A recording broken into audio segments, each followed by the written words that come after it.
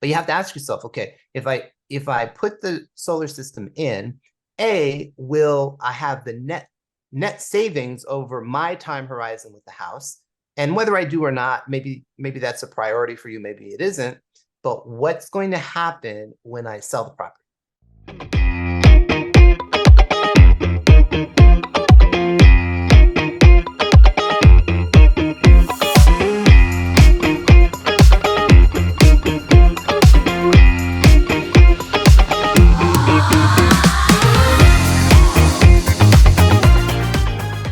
If you own a home today and you either have already put solar panels on your roof, or you're considering, think about it from the perspective of the transaction where you will ultimately sell the home.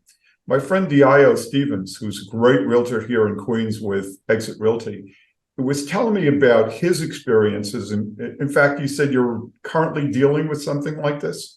Sure. Yeah. Tell us a little bit more. Okay, sure. So solar. Everybody thinks that solar is a great addition to their house, and it's got its pros and cons. And it'll save you on utilities, and that's great. It will potentially save you on utilities. So I'll tell you, and I'll give you an example of how this shows up. But first, if you don't have solar, right, when you're thinking about whether or not you should add solar and you're getting excited about it, there's one thing I want you to consider. Think about what your time horizon, your anticipated time horizon in the house will be, okay? Because it's important because if you finance the solar system, right, like most people in my experience lease them, it effectively creates a lien against your property for the total amount of the cost of the lease, right? And the solar is only guaranteed to be there for the term of the lease. So if you sign a 20-year solar lease, but you sell your house in 5 years, well, you got 15 years left. And if you pay off that lease, maybe it will be tens of thousands of dollars, almost guaranteed, right? I have one now, which we'll talk about, which is over $30,000. And it's just this scenario. But you have to ask yourself, okay, if I put the solar system in, will I have the net savings over my time horizon with the house? And whether I do or not, maybe that's a priority for you, maybe it isn't. But what's going to happen when I sell the property, right? Or if assuming I decide to sell the property, or for whatever other reason, I need to get rid of the property and move on, what are my obligations? How am I protected? So, and also, where's the buyer coming in? Because you may be extremely interested in a home with solar, but it's not clear how a buyer will value the home, where the buyer will apply, in their mind, the premium. Let's say it's a $600,000 house without solar. Will the buyer value it at $630,000 with solar, or will the buyer say, I still want to offer $600,000? If they don't add a premium, then the lien now has to come from somewhere. That's right. And in my experience, buyers don't, sellers think, hey, this is an upgrade to the house, right? This is a selling feature. Buyers typically don't, right? They think, oh, wait, it's another obligation and I had to pay electric. I don't know if that's a good deal, right? I don't necessarily want to take over. Oh, and these panels are 5 years, 6 years, 7 years old. If it didn't have solar and I put solar on, I get a better system, right? So typically, the way to think about it is, what are the benefits I will derive over the time period that I own the house? And does it make sense? Now, if you have a long time horizon, right, chances are it's going to make sense for you to do it. If you don't, maybe it makes sense, but you just got to think about these things, right? So let's shift into a matter I'm dealing with now. So it's hired to sell a property. It's an average property.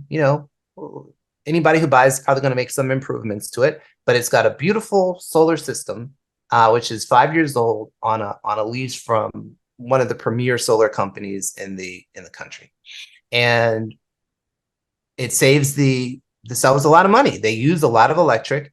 in their typical electric bill, it's like $20. Sometimes it's under $20.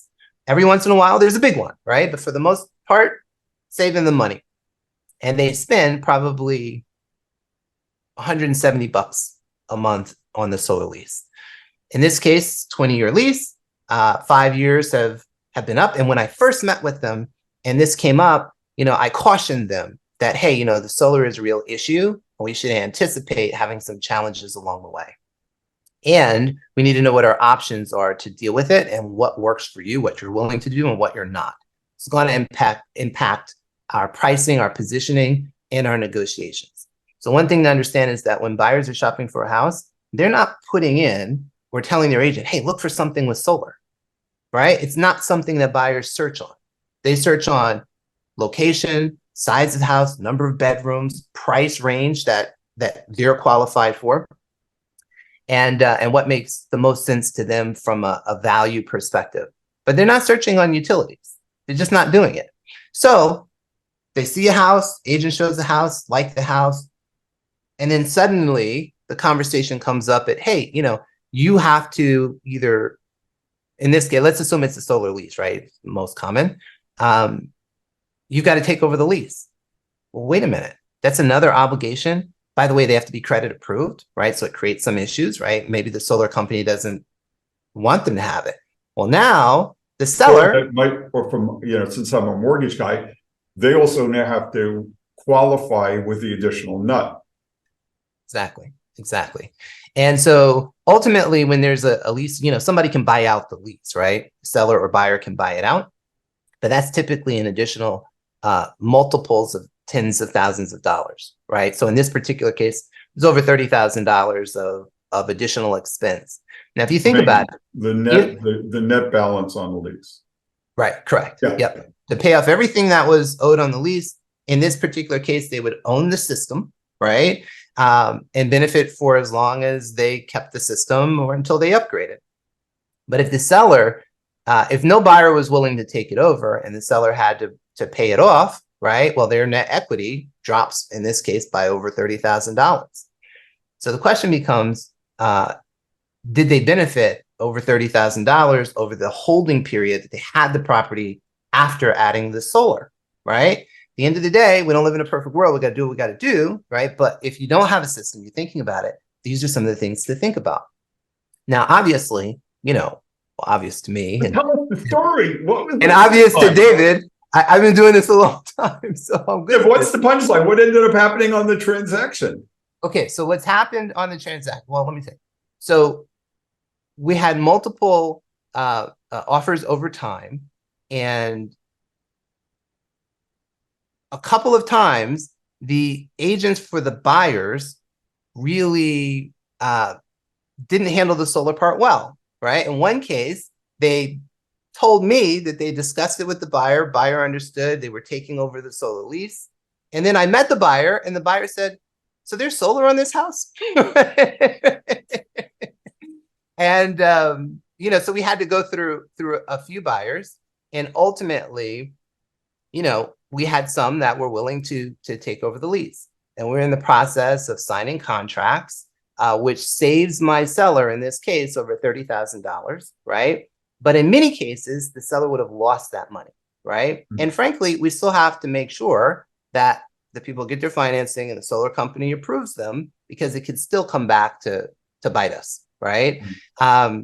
But that's the kind of solution you want. But if you don't have a system on and you're thinking, do I do it? Do I not do it? Always think about the time horizon. Think about, what am I getting for the time that I'm going to be in the property? And you know what? Sometimes you have to shift. Maybe you think you're going to be in there 30 years and you decide you're out in 5. Okay, fine, right? But at least now you know that if you have a solar system, the marketing and the positioning of the property has to be done strategically because of how buyers search, what their expectations are. And frankly, you have to have a plan from the beginning. One point I will say on this is that my client, when I brought this up early on, was really skeptical of this being an issue. Why would this be a bad thing, right? Well, they found out that I had prepared them appropriately, because we actually had to deal with this a few times. And so far, so good. I think this transaction will work out well and everybody is happy. But this is why, David, you and I were talking about it, because this is becoming much, much more common. So what my lesson from this is, number one, as you said, if you're thinking about putting solar onto your home, just make sure that it's consistent with your long-term objectives for the home.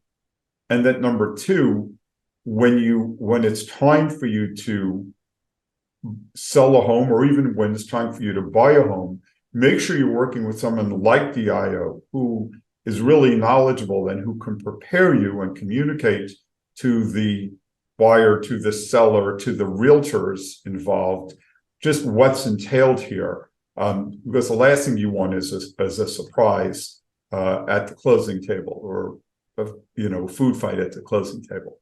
Or a contract signing. Yeah. The attorneys this has to go into the contract. And a lot of times that's the issue. That's when it becomes an issue. Right.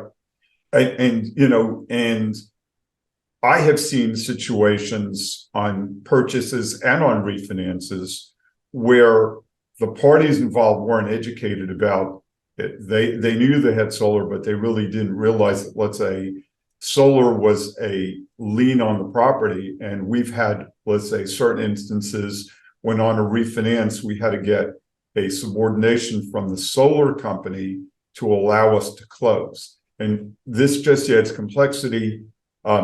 Complexity is fine if you've got great professionals working with you. Thank you so much, Diallo. Thank you so much for that insight, and good luck on the transaction.